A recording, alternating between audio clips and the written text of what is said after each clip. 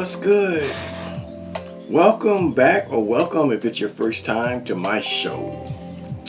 My name is Professor Khalil Amani, and this is Khalil Amani's World 100. We digging into Struggle Doctrine's ass continually. I said this particular Hebrew Israelite who calls himself Israel Doctrine, I call him Struggle Doctrine because he is struggling with his content, and now he's struggling to keep the mixed multitude narrative intact. You see,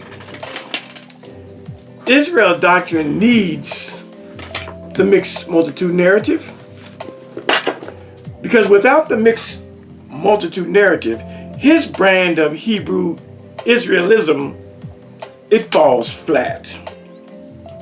It falls flat. So this is why he continues to try to go back and forth with a man of my biblical caliber. Oh, he is struggling to maintain this ideal that the people known as the Hebrews in Egypt, that they were only known, they were only known as Hebrews in Egypt. They were only known as Hebrews in the wilderness. That they did not convert or become Israelites until they got to the land of Canaan and became a full-blown, bona fide nation, the nation of Israel. It is a beautiful mythological tale, but it's not true. And so what Struggle Doctrine, what Israel Doctrine continues to exhibit is that he is full-blown and immersed in mythology.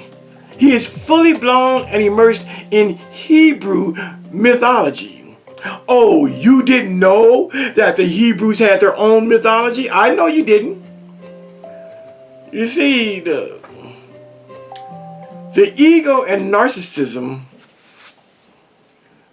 of the Christian, of the Jew, of the Hebrew Israelite, the narcissism of them is that they can accept that every other nation has mythology except them. Except them.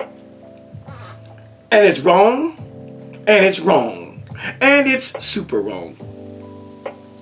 The Bible is to mythology what Roman mythology is to the Romans. But this guy, Israel Doctrine, he really thinks that the Bible is not mythology. And he will even say, I don't deal in mythology. I don't deal in mythology. Yes, you do. And the very fact that you think that the Bible, especially the Genesis, the Genesis, Exodus, Leviticus, Deuteronomy, Numbers, Deuteronomy, those first 5 books, the fact that you think that the first 5 books that the Jews call the Pentateuch, the fact that you think that those are historically accurate, it only shows you have bought and been bitten by the mythological bug. And so today, on this beautiful Sunday, I have destroyed this topic, and I'm having fun watching Struggle Doctrine reach back and try to find information that's going to counteract what he said. Thus far, Israel Doctrine has shown zero, when I say zero evidence to support the fanciful mythological notion that the term Israelite comes into being after they leave the wilderness. Let me get my sources up here. Whoa, yeah, we having fun with this. Okay, that's that. Here, let's do this here. Let me get all my sources. Israelite 1. Yeah, this is weird, y'all. This is weird. But we having fun doing it because I'm a teacher. And I appreciate people like Israel Doctrine who don't know what they're talking about. Because when you run into people who don't know what they're talking about, you have something to teach. It's like 1 and 2, where's 3 at? 5, it's like 3. It gives you something to teach. I mean, I don't need people like Israel Doctrine, but when you have fake Bible teachers on YouTube, you know, making felonious arguments, felonious statements, it gives you something to teach outside of what you would normally teach. And so that's what we're doing. Excuse me, y'all, I'm just lining up my sources. I should have done that before I turned the camera on, but I didn't do it. But we're doing it now. But yes, he made some statements about, it's been we're going on 2 weeks now. He made the felonious statement and the felonious pseudo argument. Oh, super pseudo. He made the mistake of saying that the term Israelite was not in use when they were slaves in Egypt. He would go on to say that the term Israelite was not in use while they sojourned in the wilderness. He would go on to lie and say that the phrase Israelite, the term Israelite, only comes into usage once they become an established bona fide nation after they find themselves in the land of Canaan. It's mythology. It's pure poo-poo. It's basura. It's trash. And so today, Israel Doctrine wakes up, and I don't know why, I do not know why, he decides to hone in on the book of Leviticus. He's trying to move the goalpost in this conversation, but that's fine. We can move the goalpost because anything he says, I can destroy it, and I'm going to destroy the argument for Leviticus now. First, let me show you his video and show you how stupid the very title of his video is. This is today on Sunday the 15th, 16th, whatever it is. This is his video today. His video is called Leviticus is given to the Israelites after they left Egypt. Do I agree with that? Of course I do. I mean, I don't even understand why he would write such a stupid title. If you're gonna write anything, why don't you write that the Tanakh, that Genesis, Exodus, Leviticus, and Numbers, and Deuteronomy, all 5 books were given to the Israelites after they left Egypt. Why does he single out Leviticus?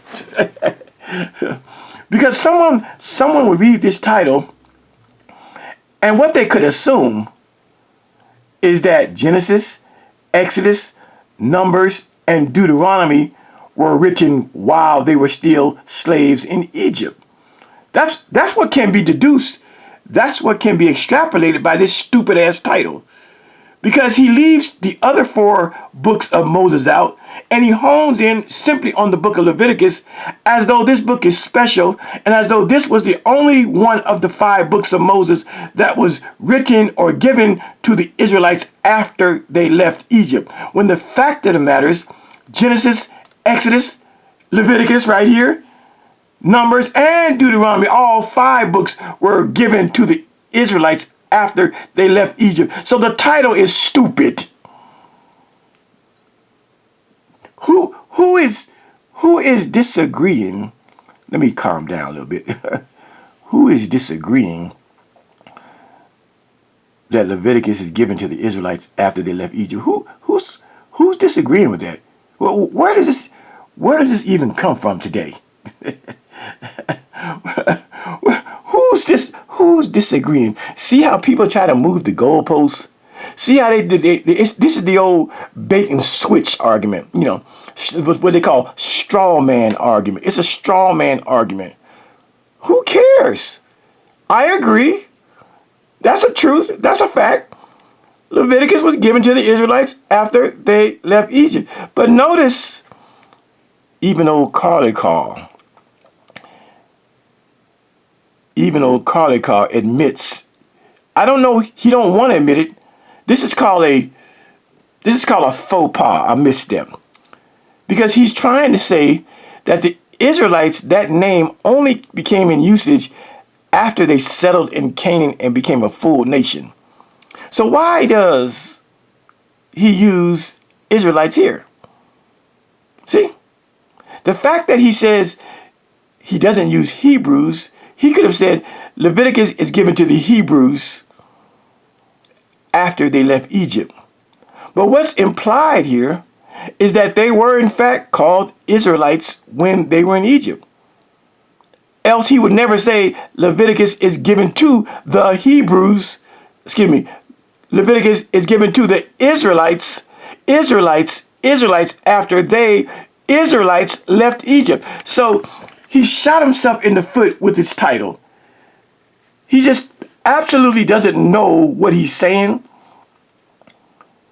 He destroyed himself. He destroys himself and then has the nerve to put still winning until I lose. He doesn't know that he's losing because he's so ingratiated in mythology. The title is a fail. The very title, Leviticus, is given to the Israelites after they, who is they? Israelites. Left where? Left Egypt. Oh, they were called Israelites in Egypt.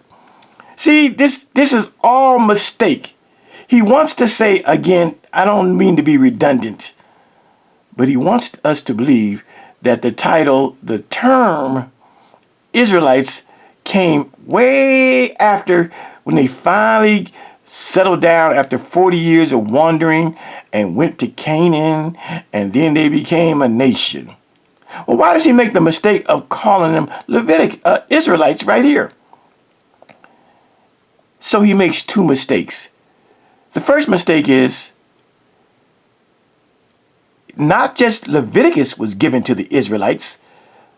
The whole Tanakh, Genesis, Exodus, Leviticus, Numbers, and Deuteronomy were given to the Israelites after they left Egypt. So that's the first thing. It's stupid that he singles out one book as though the other four books of Moses weren't given to the Israelites, or they were given to the Israelites while they still lived in Egypt. That's what can be extrapolated from this stupidity right here. And the second mistake he makes is he actually uses Israelites when he's fighting against the term Israelites in Egypt. He should have said Leviticus is given to the Hebrews after they left Egypt. But he concedes by writing the word Israelite that they were known as Israelites in Egypt, which destroys everything he just said. Good goodness. Now, this is today. Now, let me show you how ignorant he is. I'm going to play just a portion of this. Just a clip. You know, what is it called? Fair use. Section 107, Copyright Act of 1976. Listen to him. He creates a little, what they call this thing? It's only 5 minutes long. Look, see, this is all he could conjure up today. He can't do a whole video. It's 5 minutes, and 2 minutes and 50 seconds of the video is not talking about the subject. Half of the video is talking about his introduction and some anonymous man over there talking about people not liking you. It's really weirdo shit. So he only gives this subject about 2.5 minutes. But I want you to hear how bad, how what's the word? How stupid, how ignorant, and how illiterate he is. Shit or blood for me. Well, let's keep going. The book.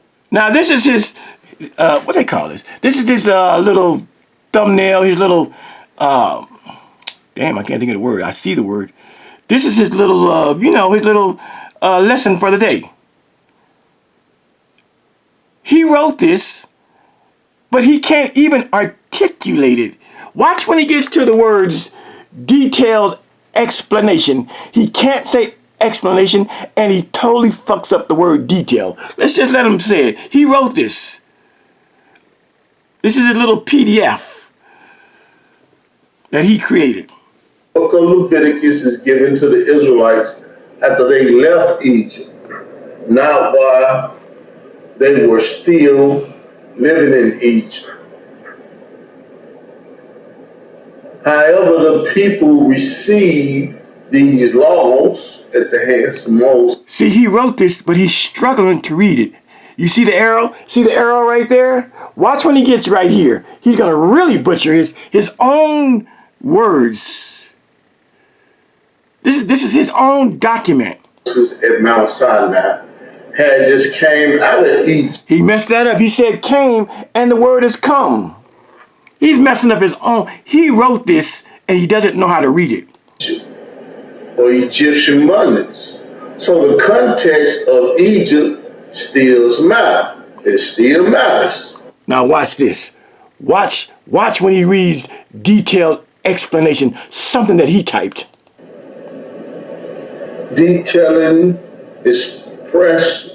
Goddamn. Detailing express.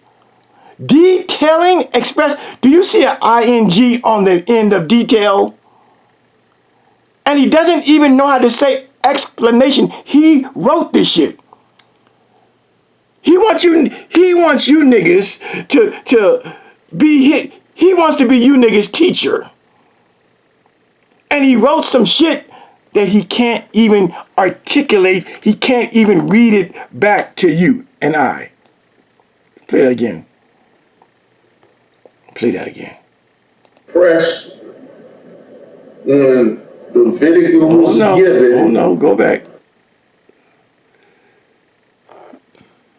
Fresh. And did he say Levitical instead of Leviticus? Detailing is fresh. Good God. Good God. Gwinnett. J. Mike, Florida. Come get your mans.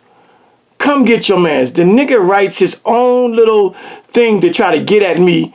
And he can't say detailed. He says detailing.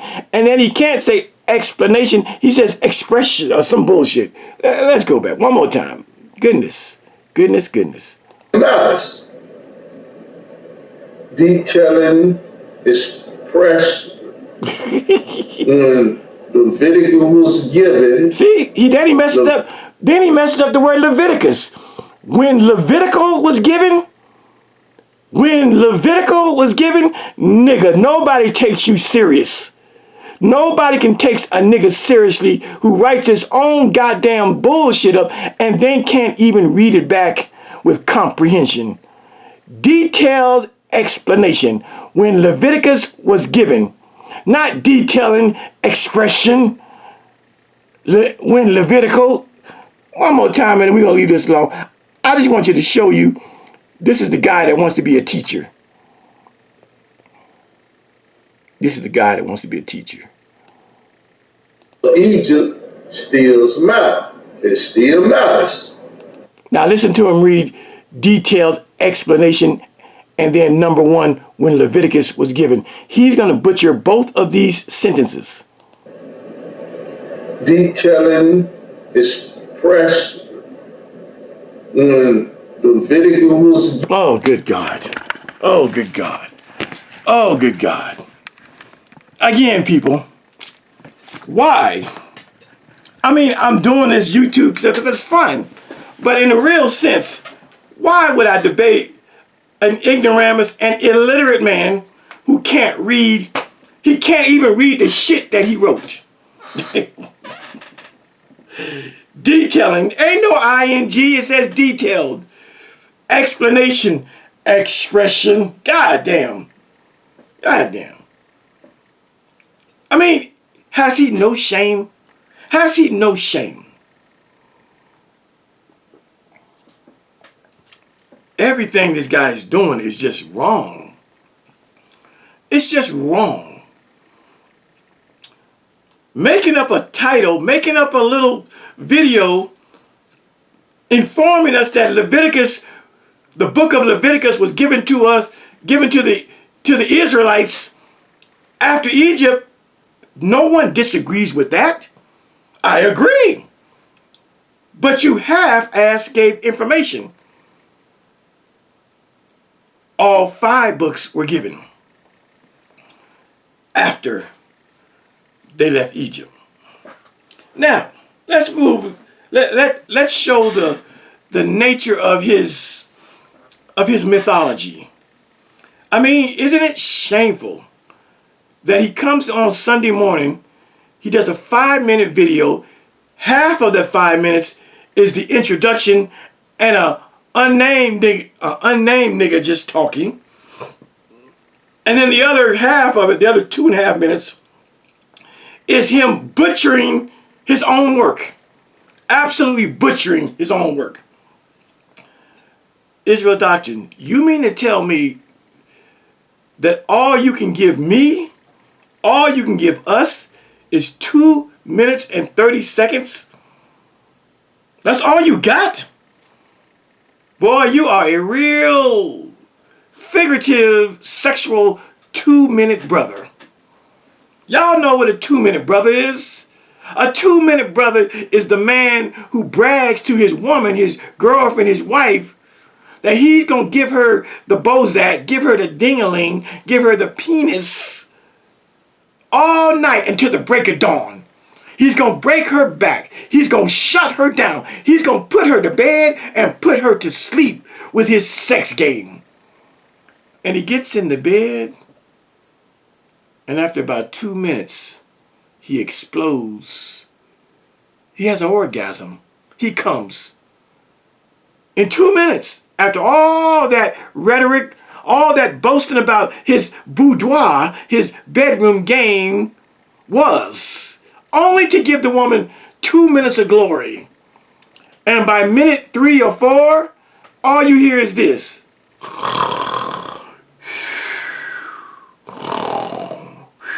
And she's resting on her hand like this. And she looking at that nigga like, nigga, I didn't even come. Nigga, I was just getting into the groove. And she get on up and she go in the living room and start vacuuming and shit. She start making dinner or some shit, you know. Thinking, damn, I got to use my 2 fingers later on at night to get my shit off because this nigga here. This is Israel Doctrine. 5-minute video, only 2.5 minutes he dedicates to talking to me about this whole Israelite thing, and he's done. Wasted. Goddamn. You better believe this video here is going to be about 1 hour and 20 minutes. And then I stop. I could go on, but I stop. And so, Israel Doctrine wants to move the goalpost. He wants to move the goalpost. So we'll let him. We'll let him move the goalpost. Oh, let me show you what else he did. He wrote on his community wall. He plagiarized somebody. He didn't give us the source. He just plagiarized it, and he posts this on his wall today. Clearly, it is not his penmanship. It is not his words. Here it is. Something that he copied and pasted. It says the book of Leviticus. I ain't gonna read all this, but you see, it's about the book of Leviticus. This is where he's trying to move the goalposts. He wants to tell us the book of Leviticus is about the holiness of God, the sinfulness of the people, the sacrifices and offerings that enable the ancient. See, there it goes. Israelites, not Hebrews, again, to be in fellowship with God. He goes on, and that's it. Oh, yeah, it's not that long. I could read it. Okay, so he says, the book of Leviticus is about the holiness of God, the sinfulness of people, and the sacrifices and offerings that enable ancient Israelites, not Hebrews, to be in fellowship with God. Although there is less narrative content in Leviticus and more descriptions of ritual laws compared to the other books of Moses, see the other books of Moses, Genesis, Exodus, Numbers, and Deuteronomy, there is ample evidence regarding the time of its composition. Namely, Moses wrote Leviticus after the Israelites left Mount Sinai between 1440 and 1400 BC. During the 40 years they wandered in the wilderness before entering the promised land. Therefore, any writing about Israelites in Leviticus isn't the Hebrew in Egypt. That's really weird. Nice trying, still whining. Yeah, there you go. See, you can tell this big paragraph, that's a plagiarism. That's something that he copied and pasted from Google, because every word is correct. All the punctuation, the sentence structure, everything is correct as far as how it's structured in the English language. But then when he speaks, you can see the difference. He already messes up. Therefore, any writing about Israelites in Leviticus isn't the Hebrew. See, isn't the Hebrew in Egypt. That's wrong. Maybe it should be isn't the Hebrews in Egypt. And then he messes up again by saying nice trying. It should be nice try. And then he says still, and then he misspells the word winning. Instead of putting a G, he puts a Y. So we can clearly see the difference between some shit that he copied and pasted and his own writing. Automatic difference. But still, the shit that he copied and pasted, if you didn't know who this was, you would think that this guy named Israel Doctrine Teaching of Israelite Americans, you would think he wrote it. So when you write somebody first, and he didn't put it in quotations, there's no quotation mark at the beginning and the end, which means he's stealing someone's intellectual property. And at the very end, it should be it should be a dash, and then it should be a source where he got it from. But the fact that this nigga is stealing and plagiarizing, he's a fucking 5-finger discount thief. By virtue of him copying and pasting and not citing where he found this source. Okay? Now, see, I'm showing you that he's a mythological fella that doesn't know shit about real sourcing. He's trying to be slick. He's trying to move the goalposts. He's trying to source Leviticus. He stole somebody else's property from Google, from Wikipedia, I don't know, from AI. But he won't give credit. He won't share where he got the source from. He wants you to believe that that's his writing. And we all know the nigga can't write. He can't even read his own writings. That's perfect English grammar right there. So we know it's a forgery, it's a plagiary, it's not from the mouth and mind and pen of Israel Doctrine. But he only gives us 2.5 minutes. What is the point of telling us that Leviticus was written after the Israelites left Egypt? I don't disagree with that. Do you hear me, Struggle Doctrine? Why are we having this conversation? I don't disagree that the book of Leviticus was written after they left Egypt. I agree. Not only was the book of Leviticus written after they left Egypt, you forgot and you left out the fact that Genesis, Exodus, and Numbers and Deuteronomy also were written after the Israelites left Egypt. Nigga, your whole thing is a straw man argument. You making up some shit that you trying to argue and make up some shit that I don't have no problem with. I don't have a problem with you saying that Leviticus was given to the Israelites after they left Egypt. The problem I have with your title is how come you left out Genesis, Exodus, Numbers, and Deuteronomy? Because those 4 books were also written after the Israelites left Egypt. You see? You're trying to be slick. You think you slick, but your title and got nerve to put my picture on his. Here's the video today that we're talking about. Got nerve to call it Get Smart. But why would you leave out Genesis, Exodus, Numbers, and Deuteronomy in this title? Why do you only say that Leviticus was given to the Israelites after they left Egypt, when we know that all 5 books were given to the Israelites after they leave Egypt? This title, again, it presupposes that Moses' other books were given while they were in Egypt. That's what can be understood from this stupid ass title. But he says to me, get smart, and got my picture back in the day when I was a fat boy. Damn, I was fat there. I've lost a lot of weight since that time. Yes, I have. I was walking around about 217 pounds here. I'm down to like 180 right now. So that's, woo. That's all good though. We get old. We sit around. We don't exercise, and we get a little bit chunky. We get a little chunky. But anyway, nigga, you need to get smart. He only again the video is 5 minutes and 43 seconds.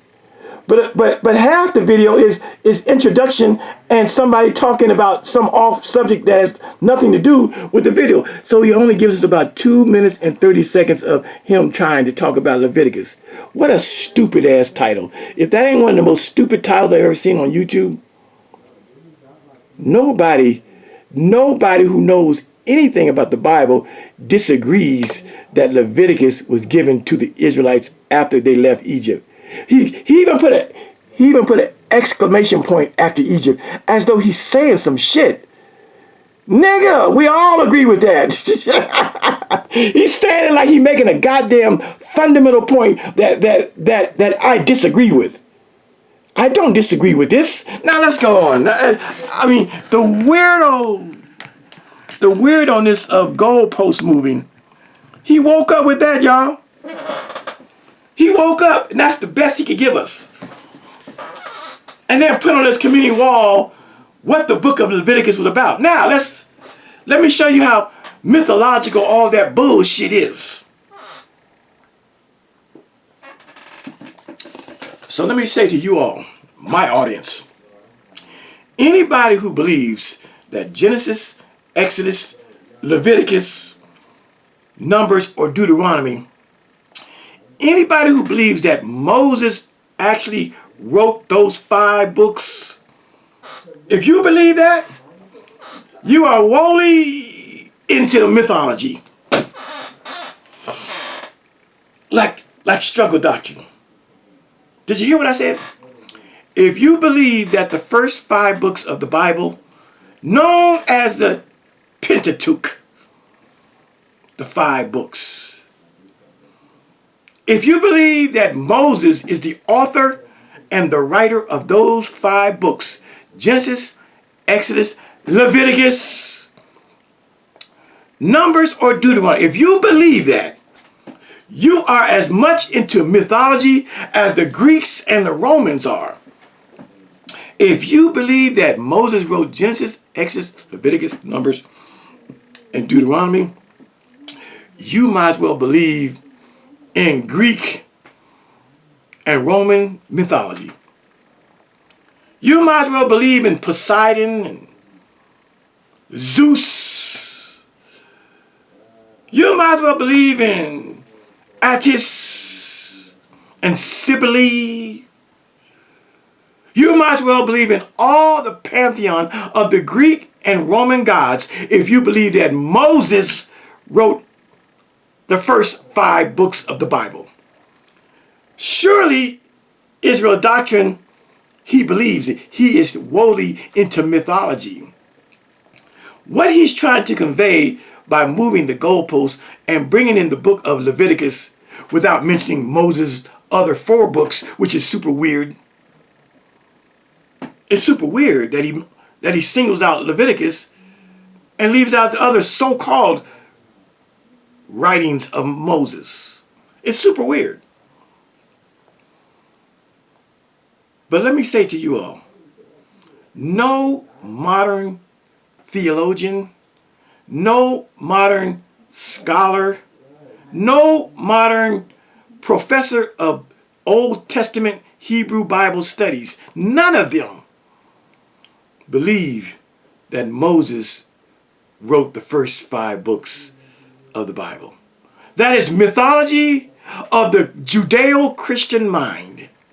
Something that Struggle Doctrine is fully immersed in. He has immersed himself in the mythology of Leviticus and the other books. It's mythology, people. He's correct when he says that Leviticus was given to the Israelites after the Exodus, but what he doesn't tell you is that the books weren't given to the Israelites by Moses. Moses may have said some of those things.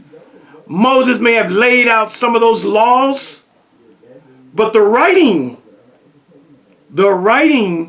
of those books came hundreds and hundreds of years later. Modern scholars have created a whole way of looking at that shit. They have. Modern scholars have set up, when we talk about Genesis to Deuteronomy, Genesis, Exodus, Leviticus, Numbers, and Deuteronomy, the so-called Pentateuch, the so-called 5 books of Moses, scholars have created something called the Yahwist, the Elohist, and the priestly class. That's how they look at those books. That's how they look at those books. Straight facts. My grandson is kind of loud in here. Kind of loud in there. Anyway, scholars agree, modern scholars agree, that Moses is not the author of none of those books, including Leviticus. I said they have a scholarly device in which they understand these books, when they were written, who wrote them. They have something called the Yahwist tradition. They have the Elohist tradition, and they have the priestly class, and there's one more, the JEP, and the Deuteronistic class. The J, the E, the P, and the D. These are 4 scholarly devices in which they analyze Moses' so-called books, those first 5. And the consensus of modern scholarship is that these books weren't even written during the days of Moses. He won't tell you that. You know why he won't tell you that? Because he doesn't study like that. He rather stay with the mythology that Moses wrote those books. That's pure poo-poo, caca, doo-doo, basura, trash. Moses didn't write Genesis. Moses didn't write Exodus. Moses didn't write Leviticus. Moses didn't write Numbers. And Moses didn't write Deuteronomy. He may have said some of those things, and some of those laws and some of those precepts may have been handed down via and through Moses. But the actual codifying and writing and formulation of these scriptures that became books, that shit happened way back. Hold on a minute.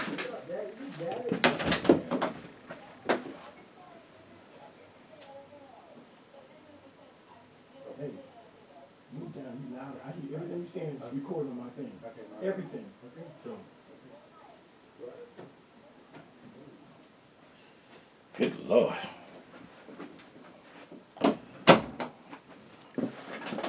Okay. My grandson, one of my older grandsons is here for the weekend. He loud as hell. I say, everything you saying is, we hear it.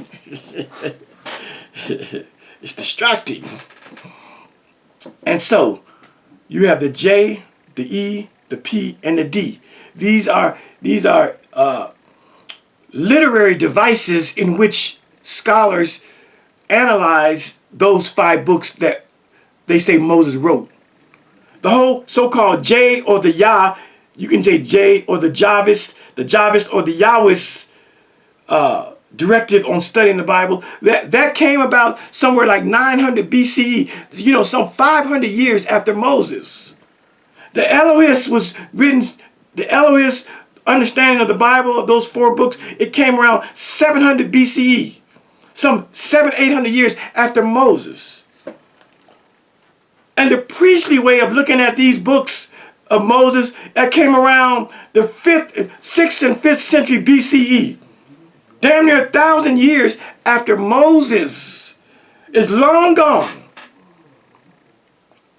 And so, if you want to talk about Leviticus and Genesis and Exodus and Numbers and Deuteronomy, if you are sincere and you want to look at what real scholars, real biblical historians say about the writings of Moses, the consensus, the overwhelming consensus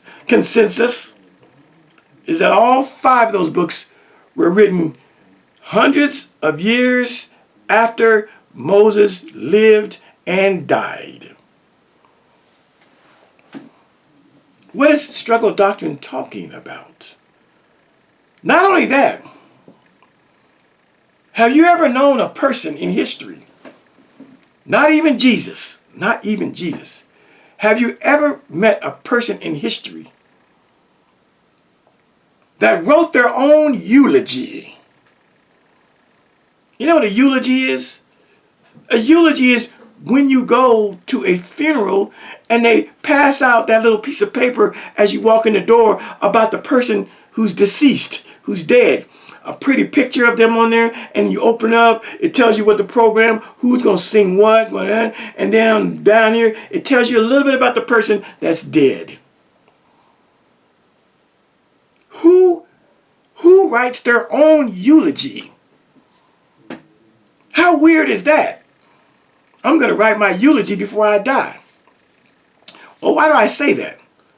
Because we have a clear example in the book of Deuteronomy, which is very suggestive and lends to the fact that Moses didn't write those books.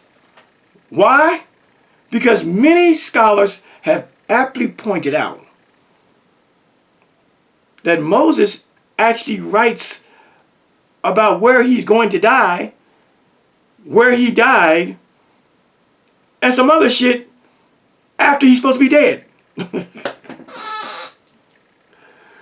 This is simply proof that these books were not the work of Moses. Let me show you what I'm talking about. Let me kind of show you. Deuteronomy, the 34th chapter. Got it? It's called the death of Moses. Again, if Moses really wrote this, you mean to tell me he wrote the death of Moses?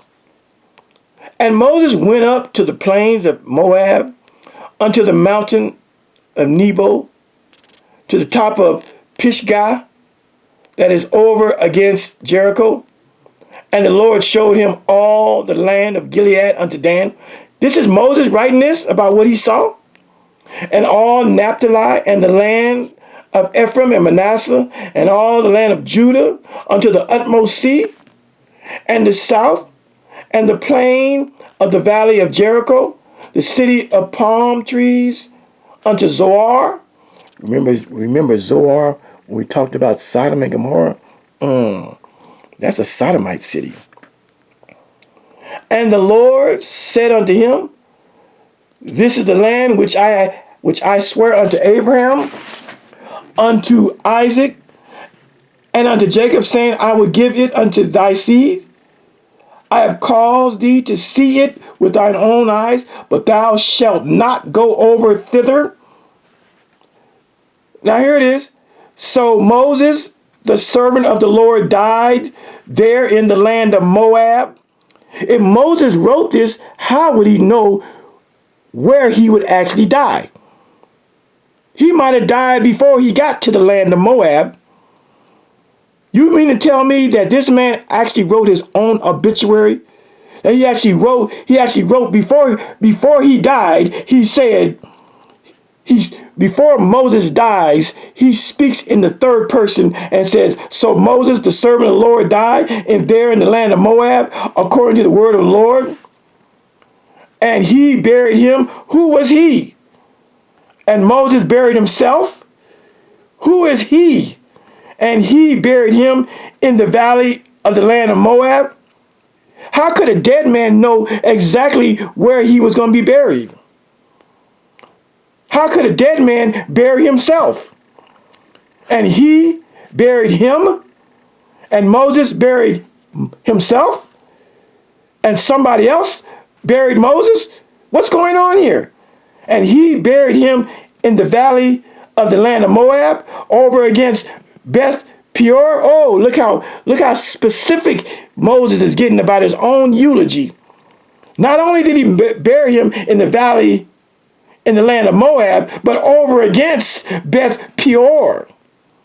But no man knoweth of his sepulture unto this day. How does he know that no man knows where he buried? Somebody, to be buried, somebody else has to bury you.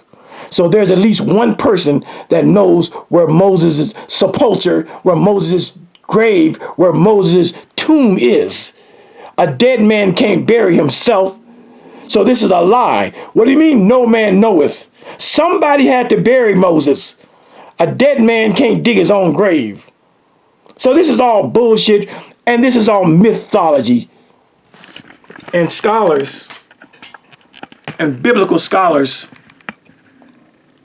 have used this scripture and aptly pointed out that clearly Moses is not writing his own obituary and obsequies.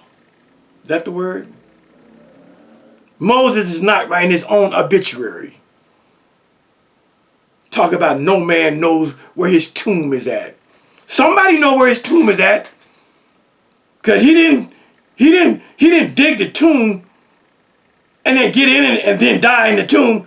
Well, I think I'm going to die in about 3 minutes. It's weird. It's weird. So we don't really know what Israel doctrine, what his point is with Leviticus. The greater point, the greater point that I'm making, since he wants to bring up Leviticus like it's not part of the other 4 books of so-called Moses. What I'm showing you all is that this is strictly mythology. Let me read something from another book. Let me read something from a book called The History of God. The History of God by Karen Armstrong. I said it's called The History of God by Karen Armstrong. See, this is what real researchers and scholars, this is what we do. We source up or we shut the fuck up. So when we go to A History of God by Karen Armstrong, she writes this about this whole conversation. Let me get my... She writes this. The biblical account was written down centuries later. However, in about the 8th century BCE, though it certainly drew on earlier narrative sources. Let me go back so we get some context. We're talking about Moses. See, it goes back here. It goes, we'll start about right here. Where's this? See, it says Moses, after they had forced their way into Canaan. The Israelites forced their way into Canaan. They allied themselves with the Hebrews. See, there were other Hebrews or wanderers there. The Canaanites were Hebrews. They allied themselves with other Hebrews there and became known as the people of Israel. See? The Bible makes it clear that the people we know as the ancient Israelites were a confederation of various ethnic groups bound together principally by their loyalty to Yahweh, their God, the God of Moses. Now let's read this. The biblical account of what? Of Moses and the ancient Israelites. The biblical account was written down centuries later. I said Leviticus, that Struggle Doctrine wants to highlight, it was written down centuries later, centuries after Moses. However, in about the 8th century, well after Moses' death, in about the 8th century BCE, though it certainly drew on earlier narrative sources. See, there were narrative sources, some oral tradition, and some written down. But the books we come to know as Genesis, Exodus, Leviticus, Numbers, and Deuteronomy, the so-called Pentateuch, the 5 books of Moses, they were written down centuries later. See? Centuries later. Yep. During the 19th century, some German biblical scholars developed a critical method which discerned 4 different sources in the first 5 books of the Bible. I just talked about that. The J, E, P, and the D. I said in the 19th century, some German biblical scholars, men who knew what the fuck they were doing, they developed a critical method which discerned 4 different sources in the first 5 books of the Bible, Moses' so-called writings, Genesis, Exodus, Leviticus, what Struggle Doctrine wants to talk about, Numbers, and Deuteronomy. They were later collated into the final text of what we know as the Pentateuch. See?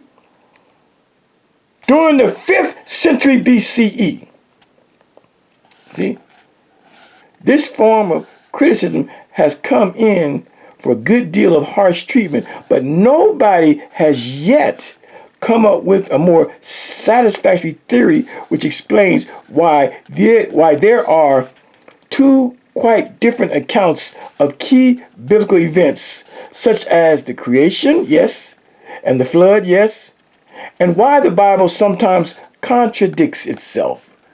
Goodness. And it goes on. I ain't going to read it all, but it goes on. It talks about here. See, when the author, whom we call P for the priestly class, who wrote his majestic account in what is now the first chapter of Genesis, it talks about this stuff.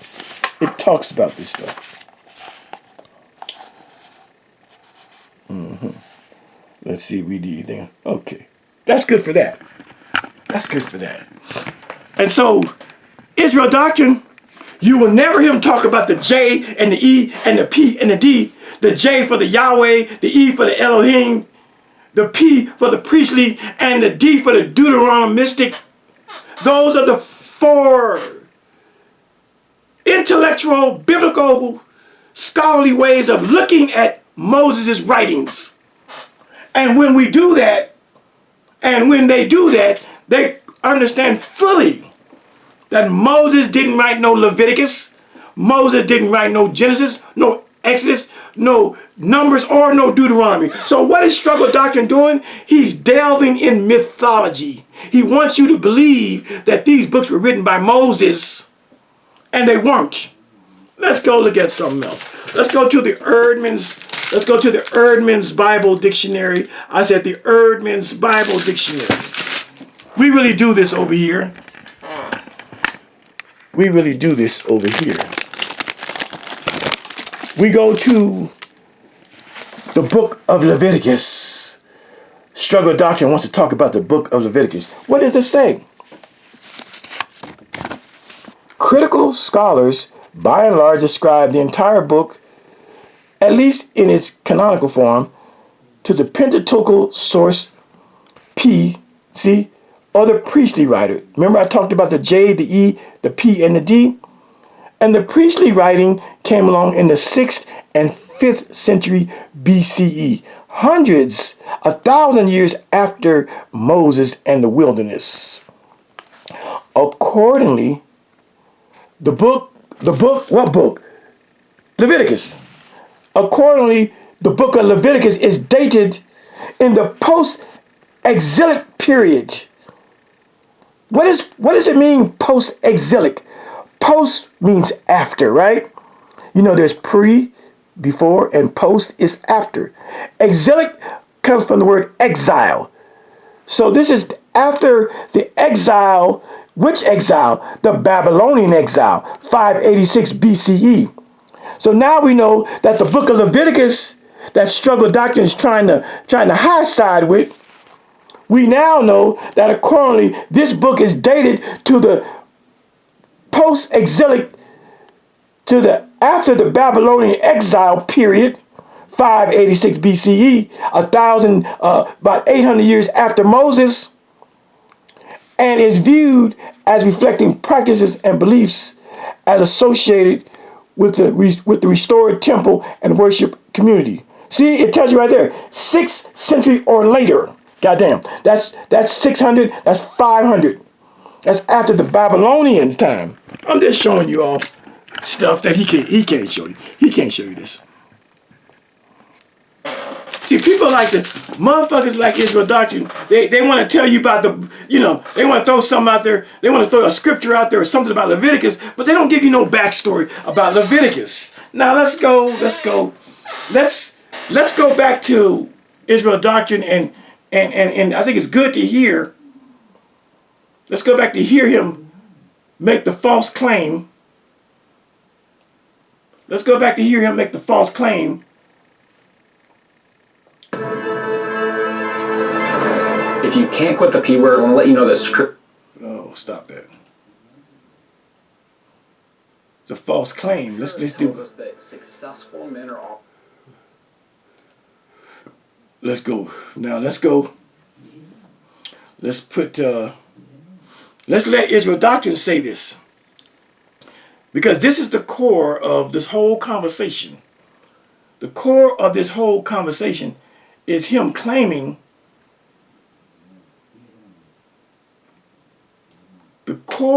the root and the foundation of all we're talking about is this fake, pseudo, false, phony historicity that the Hebrews only became Israelites once they settled and became a bona fide nation. Then they were called Israelites. This is the core. All this Leviticus shit, this is called bait and switch conversation. It's called moving the goalpost conversation. This is the crux of what we have been going back and forth with. Has nothing to do with this bullshit Leviticus stuff he brings up today.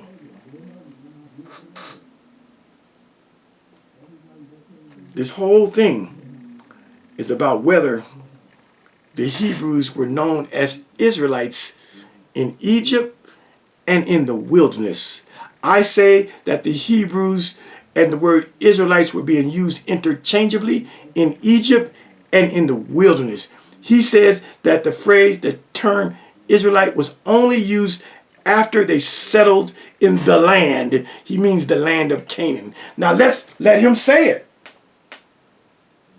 Nothing like listening to somebody say it themselves.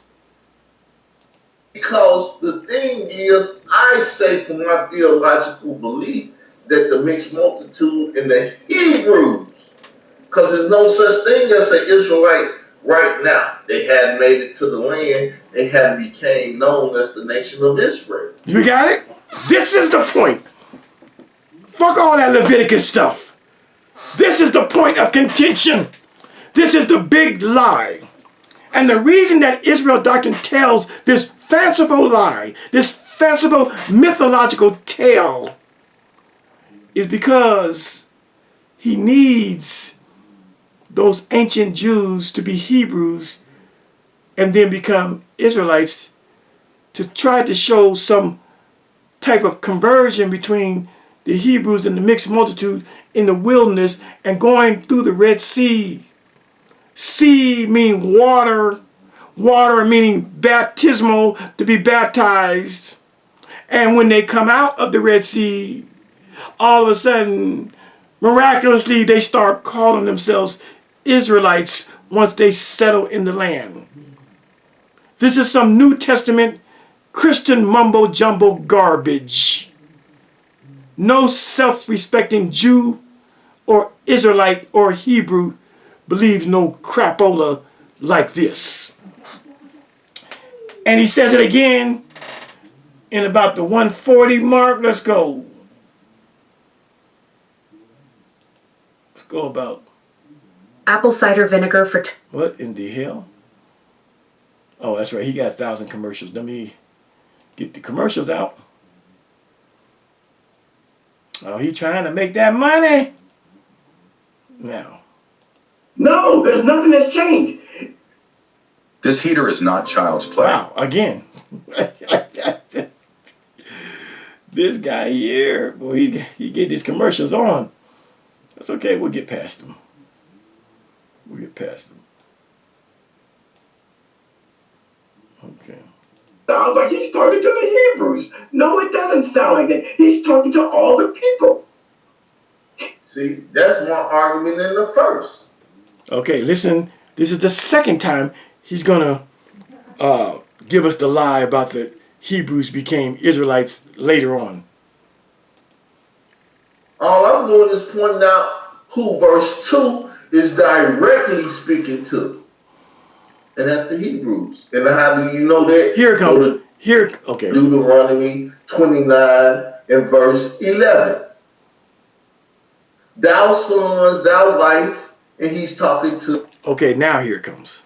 It says in Deuteronomy, the Israelites. But we know they was considered Hebrews until they made it into the land. Okay, see?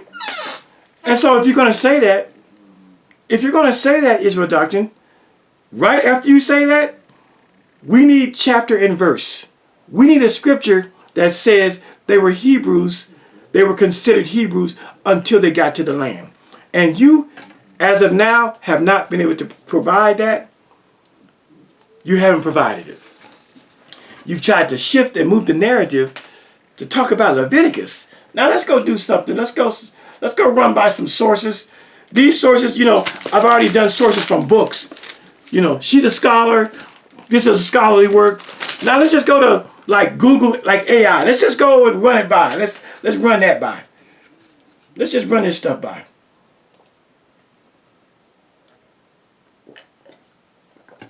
Let's run this stuff by. These, what I'm going to show you, has to do with what he just said. Let's run it by. Here's first one from Google, from AI Overview. Yes, the people known as Hebrews in Egypt were called Israelites. Grand opening, grand closing. See that? That goes against everything Israel doctrine just said. Yes, the people known as Hebrews in Egypt were called Israelites. That's number one. Let's go to another source. We just gonna go through these real quick. Did we do that one? Let's just go through these real quick. Here's one. However, the term Israelites to refer to the people themselves has much earlier origins in ancient Egypt. Inscriptions with the Merneptah stele date to about 1208 BCE, being the earliest source mentioning the people called Israel in Canaan. See that? We can go look at the, it's called, here it is right, it's called the Merneptah stele. It's an Egyptian inscription that refers to those people as Israelites. However, the term Israelites to refer to the people themselves has much earlier origins in ancient Egyptian inscriptions with the Merneptah stele dated about 1208 BCE. Goodness. This guy doesn't know what he's talking about.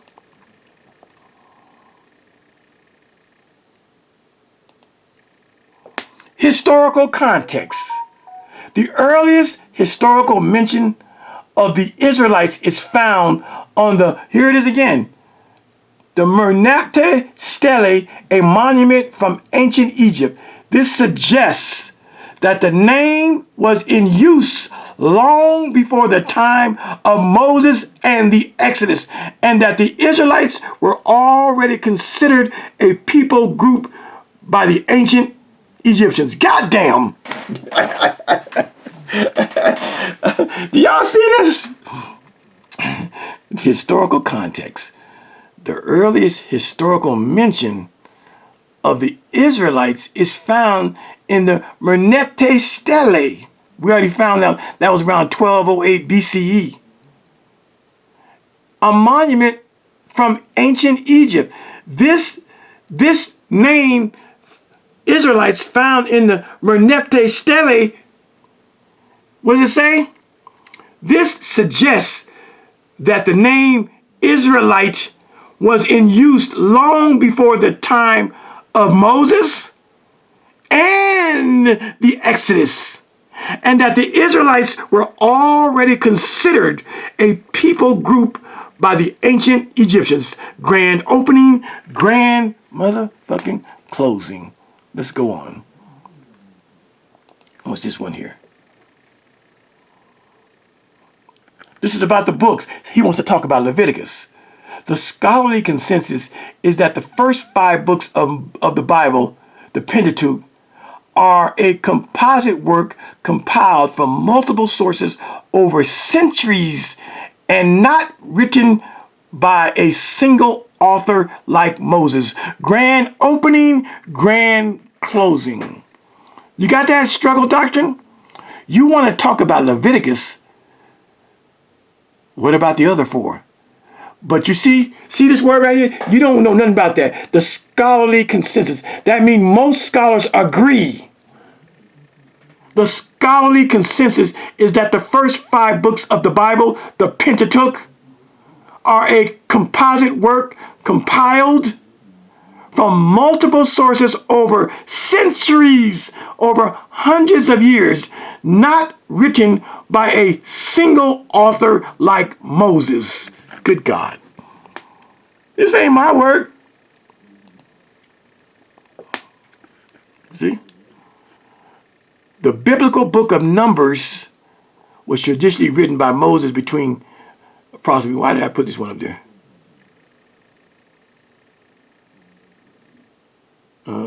Just for the Israelites entered the promised land. The biblical book of Numbers was traditionally written by Moses between approximately 440 and 400 BC during the Israelites, not the Hebrews, but during the Israelites' 40-year journey in the wilderness. The book is thought to have been completed near the end of this period, just before the Israelites, not the Hebrews, entered the promised land. See? This shit is so unfair. The nigga came on today and gave us 2 minutes of conversation. We are at an hour and 10 minutes. I got other stuff I want to talk about. Let me see if I can get it all together, y'all. Get it all together. Let's put that away. Man, we are destroying this situation. Yeah. Y'all heard what he said? They didn't use the word Israelite till later on, till they settled in the land. Well, what does AI, what does your regular old Wikipedia, Google say?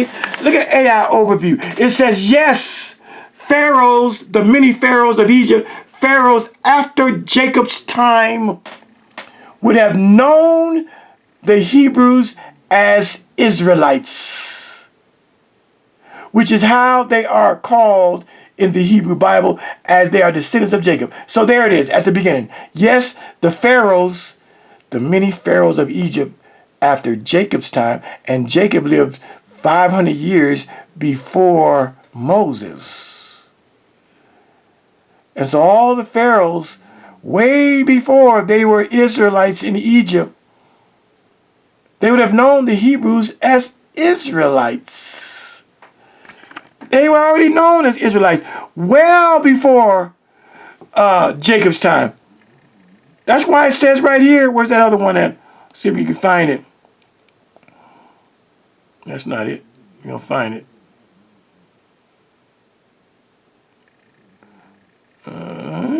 Let's see. Struggle Lights.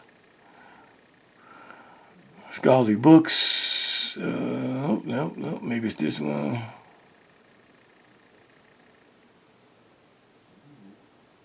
Well, we can look at that one again. Yes! The people known as Hebrews in Egypt were called Israelites. We just read that one that yes, they were known as Israelites. Yes, the Hebrews under Moses were called Israelites. Israelites refers to the people themselves. Has a much earlier origin in ancient Egyptian inscription. There it is. This word Israelite, it was in Egypt before Moses, before the children of Israel, before the 400 years of slavery. The Egyptians knew of the people called the Israelites. That's why it says Israelites to refer to the people themselves, has a much earlier origins in ancient Egyptian inscription. And we know that because when we look at this here, the Mernata Stele, which is dated about 1208 BCE, it is the earliest source mentioning the people called Israel. Goodness. This shit ain't fair, man.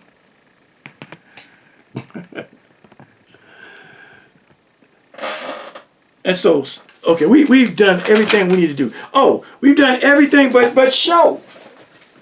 When we go to the actual Bible, I've shown this, but if this is the first time you've seen this, then you might want to see, you might want to know if the word Israelites is used in the Bible with Moses.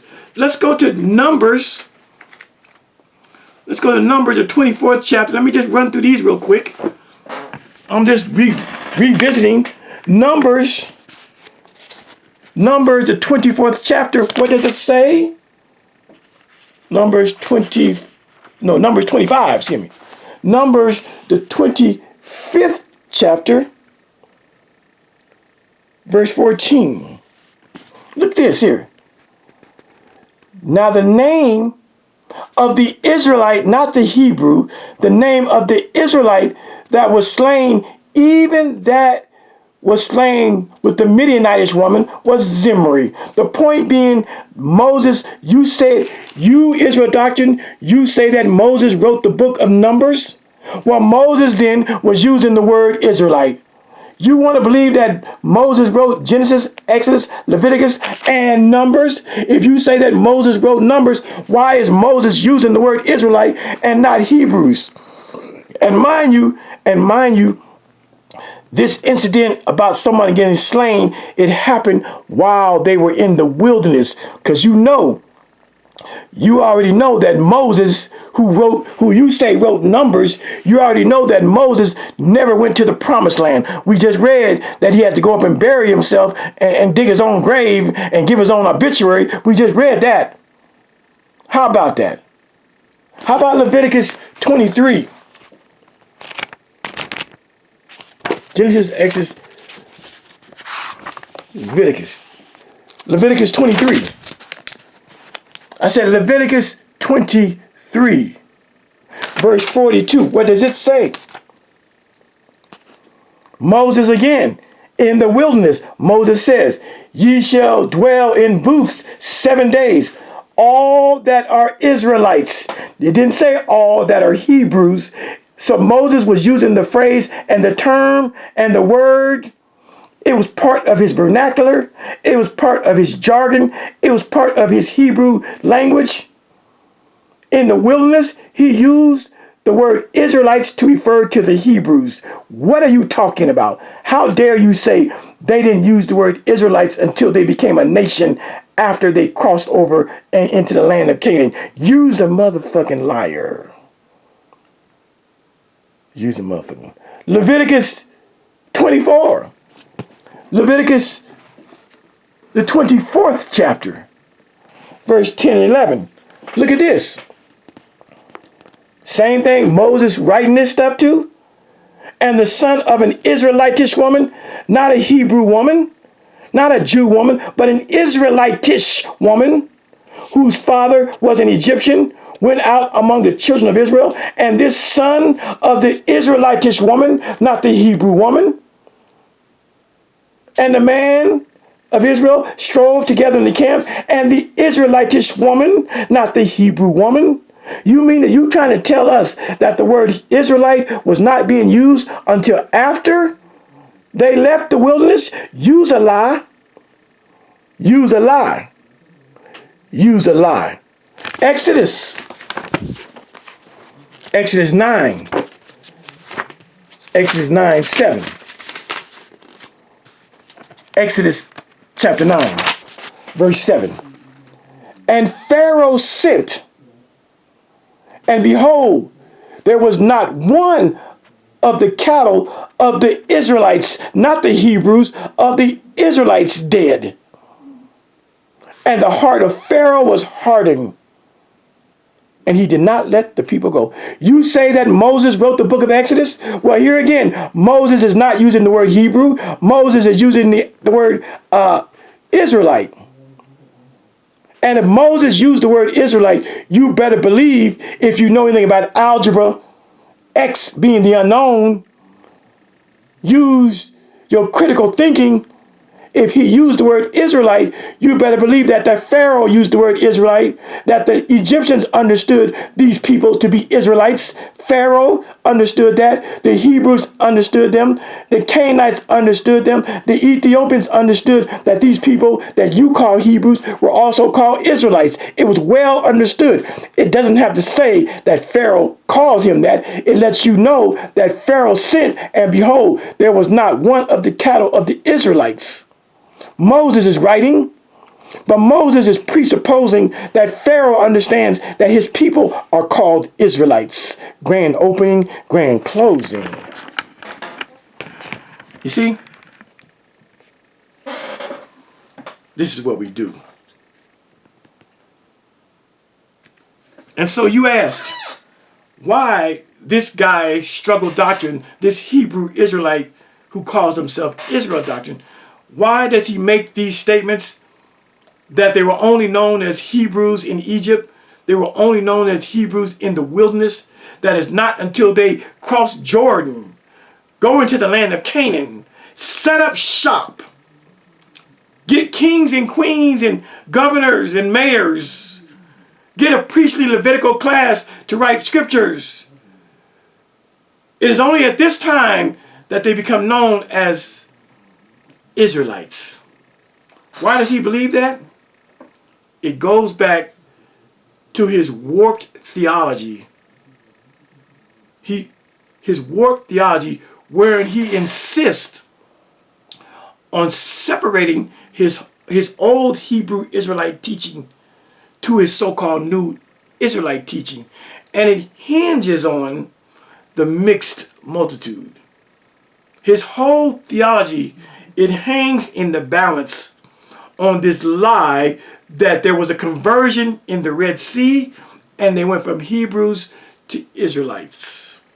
This is why he continues with the charade and the lie that the word Israelite wasn't being used. We even read that in the Menefte Stele, dated 1208 BCE,